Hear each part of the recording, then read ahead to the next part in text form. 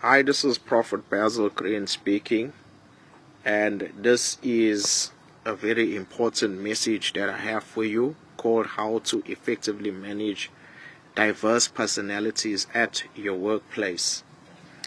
Now, before I go into the actual talk, I just want to tell you that this is not an AI generated voice.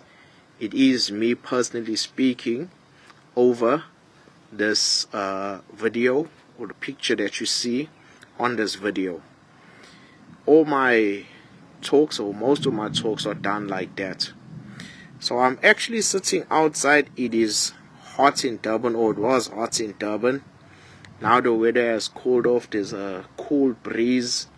I'm just trying to enjoy the cool breeze while I record for you. So in the workplace, you are going to find people with different personalities, mainly because different kinds of jobs need different kinds of personalities. So some are going to be talkative, some are going to be introverted, others are going to be patronizing. Why? Because that's what they thrive on. Then there are going to be people that are going to be just reserved, Then there are those who are going to gather the team together. Some are going to be motivators. There are different personalities in the workplace. Now, you have to be proactive about it so that when you are onboarding your people, you include that section that we are going to be dealing with different kinds of people in the workplace, and we need to be tolerant of one another. Why am I saying that? Firstly, we want to avoid people having conflicts with each other. Now, it's not 100% avoidable. Sometimes the personalities will clash to a point where there will be conflict, but we can minimize the risks of that taking place. Secondly, when conflict takes place in the workplace, it depends also on the people who are having that conflict. Sometimes you will have people who will let it go and not take it personally, and in other cases you will meet up with people that will really go further. I've seen some heavy things taking place in the workplace where situations got out of hand. People weren't respecting one another.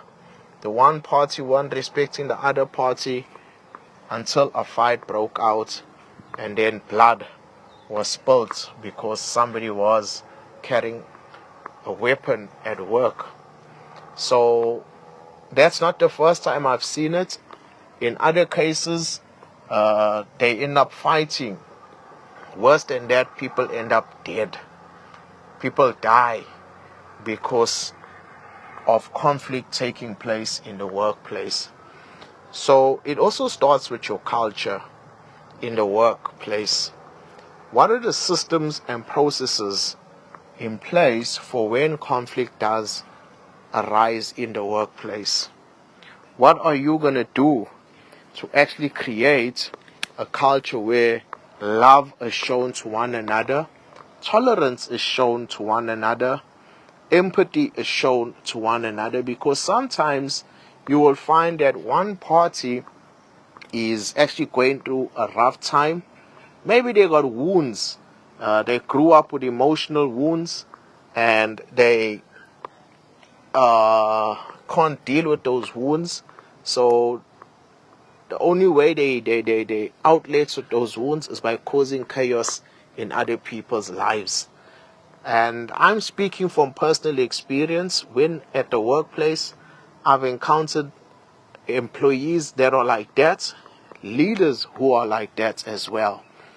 So as a company, you need to teach your employees how to handle conflict, how to form workable relationships with one another, so that the company can achieve its goals each and every single day without the company experiencing negative effects as a result of diverse personalities clashing with one another.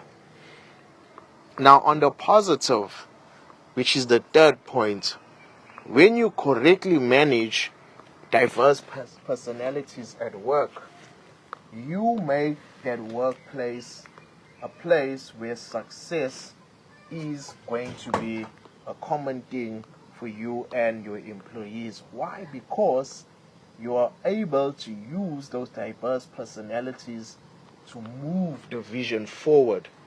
Each and every day the goals are being set, your weekly goals are being set, and your monthly goals are being set, and you are finding that you are hitting your targets all the time because you have a way of actually capitalizing on the diverse personalities at your workplace.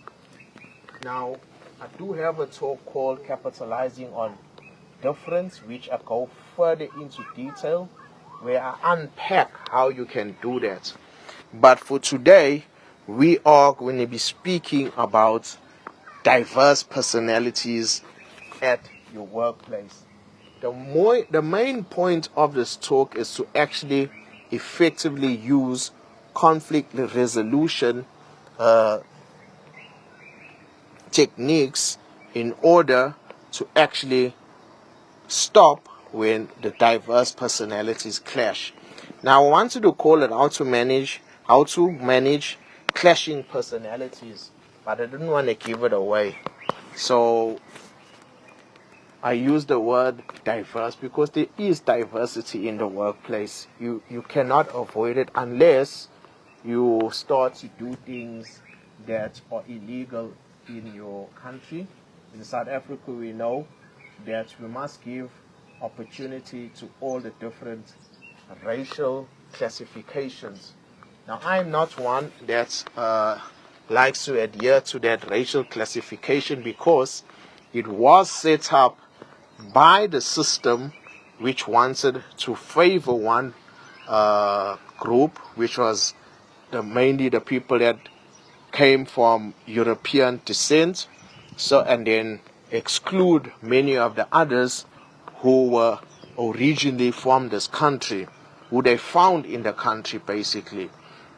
So the system of apartheid used the racial classification so that it can become a success.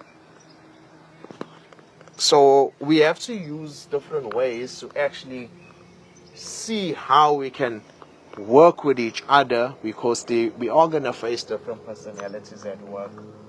Sometimes you're going to lose your temper, but you have to proactively decide that you are going to try and show empathy, try to understand why is this person behaving in this matter. And in most cases, it's best to keep quiet. I know when I chose to actually retaliate with words, it never ever turned out good, and I ended up looking like a fool as well.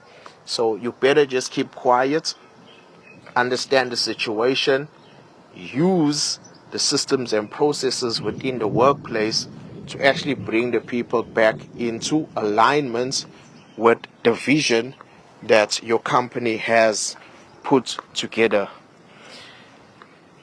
So you have to be the referee, sort of, whenever these personalities clash in the workplace, so that when you see that they are going off, you pull them back into direction by reminding them that some tactics and some actions are actually a foul against your teammates, and also a foul against the company.